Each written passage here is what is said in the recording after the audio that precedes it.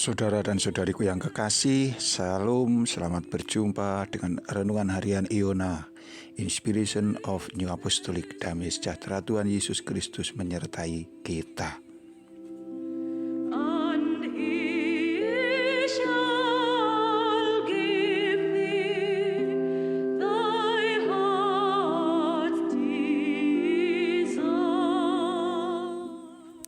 Kita akan membaca firman Tuhan dari Injil Lukas pasal 10 ayat 25 sampai dengan 28. Pada suatu kali berdirilah seorang ahli Taurat untuk mencobai Yesus. Katanya, "Guru, apa yang harus kuperbuat untuk memperoleh hidup yang kekal?"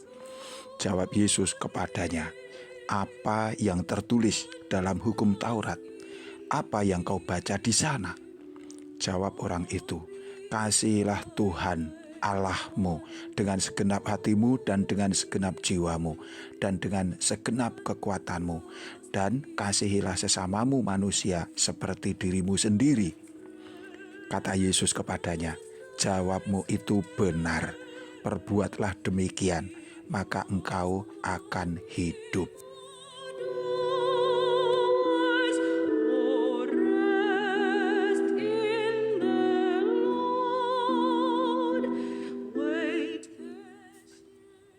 Saudara dan saudariku yang kekasih, renungan kita kali ini memasuki tema yang baru, yaitu orang Samaria yang murah hati. Sebelum perumpamaan ini diajarkan oleh Tuhan Yesus, ada sebuah peristiwa yang mendahului, yaitu seorang ahli Taurat yang bertanya kepada Yesus.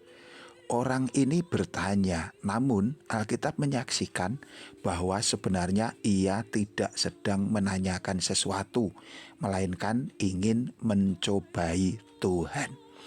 Ia meminta penjelasan, tetapi sebenarnya ia sendiri merasa sudah tahu semuanya. Bukankah ia adalah seorang ahli Taurat? Meskipun demikian, Yesus tetap menanggapi ahli Taurat itu dengan sabar dan penuh perhatian. Apakah Yesus tidak tahu bahwa beliau sedang dicobai? Tentu saja Tuhan tahu.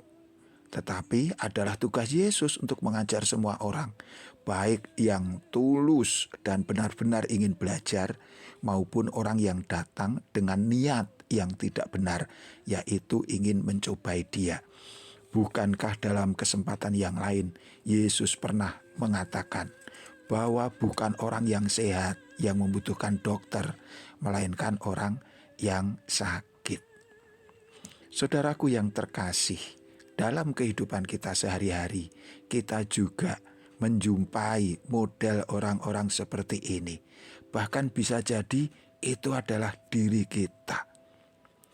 Orang datang kepada Tuhan, tampaknya seperti bertanya, tetapi sebenarnya dirinya sendiri secara tidak sadar sedang mencobai Tuhan.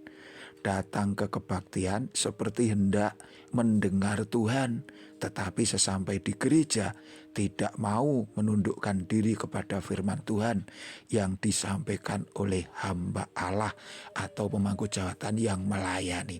Entah oleh karena sebab apa, itu senantiasa tersedia berbagai macam alasan. Setiap kali ada firman yang berbeda dengan pendapat kita atau pendapat mereka, firman itu dilawan atau ditolak.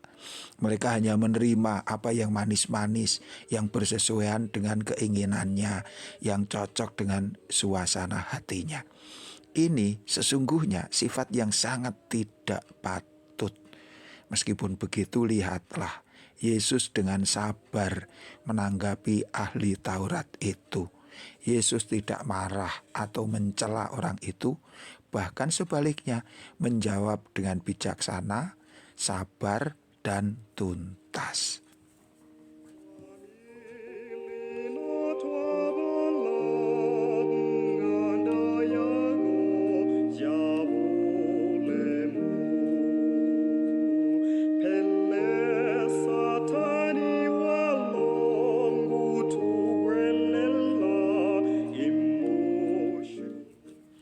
Saudara dan saudari yang terkasih, Tuhan Yesus bisa membaca pikiran orang. Maka untuk menjawab pertanyaan orang atau ahli Taurat itu, Yesus tidak terjebak dan mengikuti alur pendapat ahli Taurat itu. Atas pertanyaan, "Guru, apa yang harus ku berbuat untuk memperoleh hidup kekal?" Yesus tahu bahwa ahli Taurat itu sudah menyediakan jawabannya sendiri. Maka kemudian Yesus cukup menggali dari apa yang ada dalam pikirannya saja dengan bertanya, "Apa yang tertulis dalam hukum Taurat? Apa yang kau baca di sana?" Atas pertanyaan itu, tidak mungkin orang itu menjawab tidak tahu, karena dia sudah sangat dikenal orang sebagai ahli Taurat. Dan ketika orang itu menjawab sesuai isi Taurat, yang adalah juga firman Tuhan, maka Yesus cukup menggarisbawahi saja dengan mengatakan, "Jawabmu itu benar." Sampai di sini Yesus ingin menunjukkan bahwa sebenarnya orang ini sudah memiliki pengertian yang cukup, sudah cukup modal untuk memulai mencari hidup yang kekal itu. Karena ia sudah tahu syaratnya. Hanya saja ada satu bagian yang paling penting yang menjadi penentunya, yang belum ia pahami, belum ia laksanakan, yaitu perbuatlah demikian. Barulah kemudian Yesus menegaskan, maka engkau akan hidup.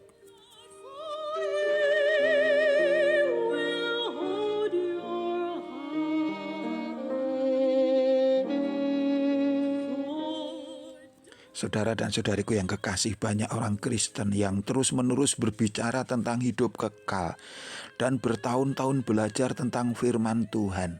Sehingga oleh karenanya sebenarnya mereka sudah memiliki pengetahuan dasar, pengetahuan inti yang cukup tentang pengajaran ini, yaitu kasih kepada Allah dan kasih kepada sesama.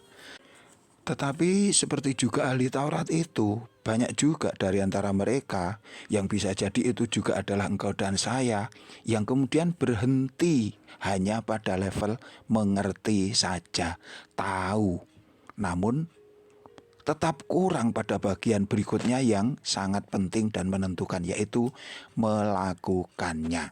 Yesus secara tegas mengatakan, perbuatlah demikian, maka engkau akan hidup. Inilah bagian yang terpenting.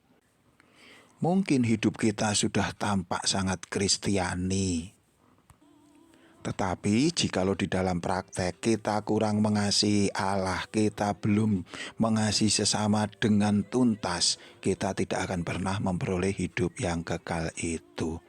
Saudaraku yang kekasih, mari kita tidak tersinggung dengan kritik Tuhan yang pedas ini, melainkan bersyukur telah diingatkan, agar kita dapat membenahi diri kita sendiri untuk bertumbuh sesuai dengan kehendak Allah. Tuhan memberkati kita, sampai jumpa, amin.